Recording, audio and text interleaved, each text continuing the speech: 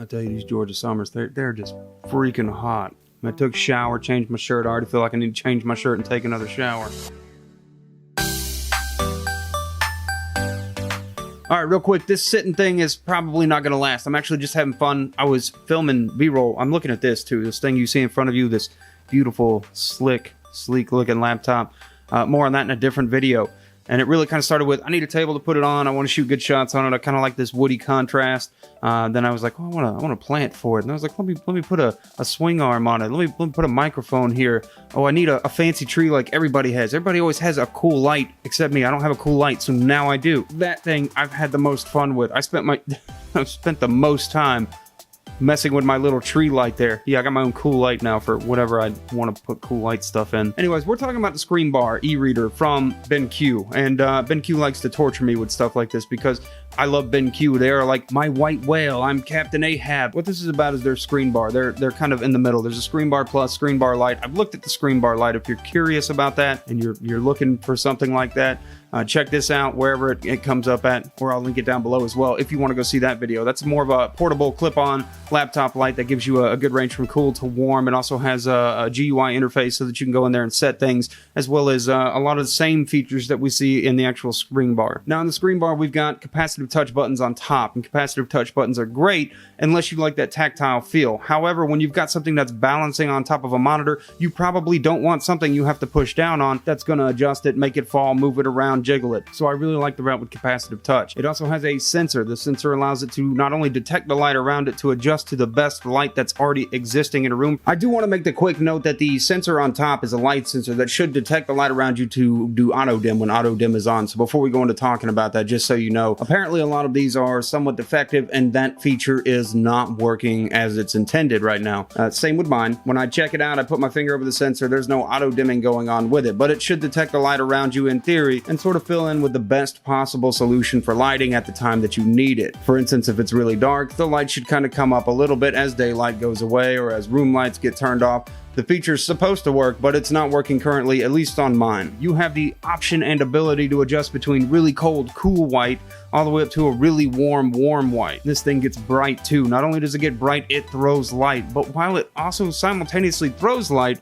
it keeps it pretty well contained in a specific area. I haven't had any issues with glare or anything. I put it on everything from a 27-inch curved monitor to the 35-inch ultra wide, much like the one in the background here that she does a lot of her workspace Cricut stuff on using the Xiaomi Notebook Pro. She has her own little workspace with a 35-inch ultra wide monitor. It sits on that just fine. Now it balances very well on anything from skinny to large monitors, and what it does is it just kind of hooks the top, and then there's a nice machined weighted portion that's rubberized to help protect the monitor, and it's rubber on the clip too, so that you're not doing damage to your monitor. This rubberized kind of, I don't know, for lack of a better term, I guess we'll call it the foot. The foot can be adjusted to push up and push down and add a little bit extra rotation so that you can adjust your light a little better.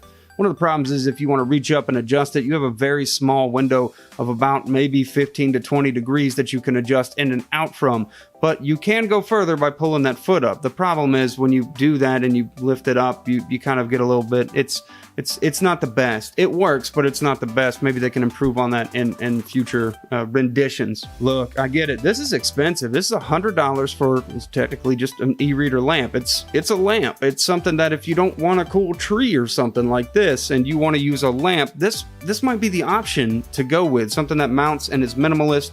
While it's still large for a decent sized monitor, it's minimalist because you don't have an armed lamp, you don't have something that's hanging over your desk, and it gives you really good even lighting space. So that brings us to everybody can post down below, and I'm sure they will, about, oh, you can go on Amazon and get a $12 e-reader lamp. Well, yeah, maybe. This one's $100. I'm not against you in thinking that's expensive. And BenQ, I think that you could probably come down on the price a little bit. I will say when you get it out of the box, it ain't no little box either. It comes in quite the presentation of a box that you really feel like you paid $100 for this. You got $100 worth of product here, and I'll give you credit for that. But is everybody going to want to spend $100 on a light that they can clip on? I don't know. I mean, that's kind of up to whoever's looking for something like this. I think it's amazing. I think it's great. Now, my wife gets the most use out of it because even though she has a light board or a light box that you can put something on top of to shine light up, and she has her own personal swing lamp that she can use to help find some of the lines that she needs to cut on a very precise level, She says that having the screen bar has been incredible and that she doesn't want it to go anywhere. I got a package. I don't know what I ordered. We'll find out after this video. Oh, I better know what it is. I don't remember where I was.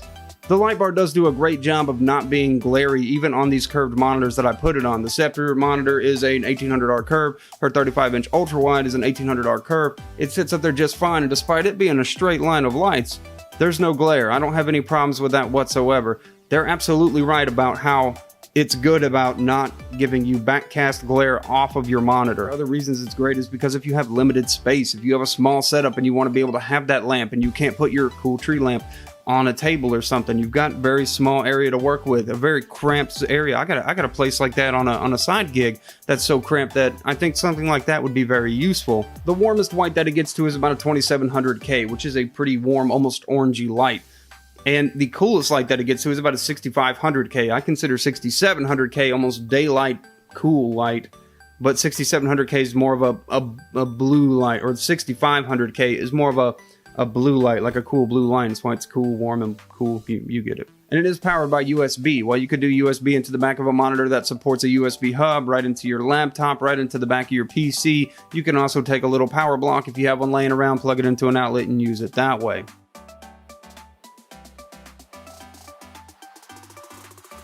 Look, I'm not here to tell you that this is something you need to go buy. I won't do that because I think that it's pretty pricey too. I love you, BenQ, really do. I'd love to do some stuff by working with you and looking at some products, some monitors, some projectors. That's really, you're my white whale for that reason. You have great stuff that I'd love to take a look at. That GV1 looks pretty sweet. But what I will tell people, if you're more of a professional, if you're somebody that knows that you want something to be kind of a permanent solution and you want it to be good, don't go get a $12 cheap one. Don't get a $20 cheap one. Get something good from a company you can trust, and BenQ has been doing stuff like this for a long time. And I will shamefully say that I'm kind of a believer in this. You know, it was before I got projectors at all. I never used a projector before, so I don't care about projectors. I want a TV that looks good.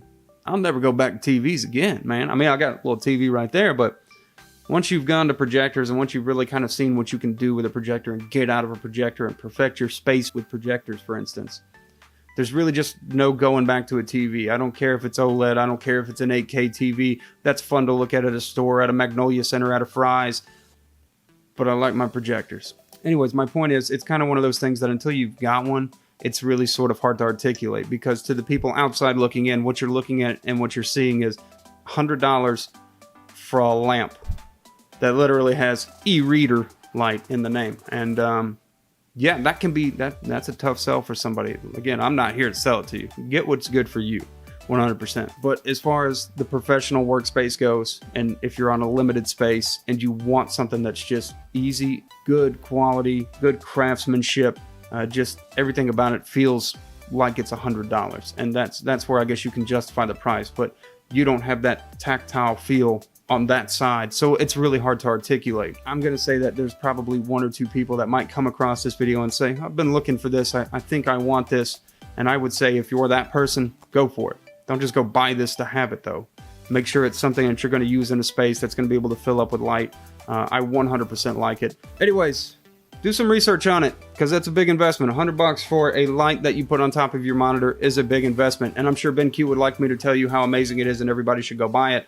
And while that might be the case specifically for these kinds of bar lights, I think that you need to do some really good investment research into knowing if this is what you want. If you're somebody that's in a limited space, you want a light that you can put there, you want something that's going to really help you out, this is 100% something I would recommend. Otherwise, if you just need something so that you can have a little extra light, a little USB, tree light, get the tree light. I like this thing, it's fun. They should make that mountable. There should be a way to like put it on a thing and stick it in front of the monitor. It'd be totally useless, 100% useless. Anyways, guys, I've done enough talking. This was a whole lot of babbling, and I'm sure for some of you, you don't really know why I even looked at this. But if you don't know BenQ, one of my white whale companies, I know you're watching this, BenQ. I love you. Let's talk projectors. Let's talk monitors. I'm here for you. Anyways, guys, you have a great day, night, whatever it is. I'll see you in the next video I do. It might be about this laptop. It might be about some microphones. It might be about all kinds of other fun things I'm looking at. It might be about whatever that is that just got delivered that I'm going to go look at that I think I know what it is. Have a great day, night, whatever it is. I'll see you in the next video that I do.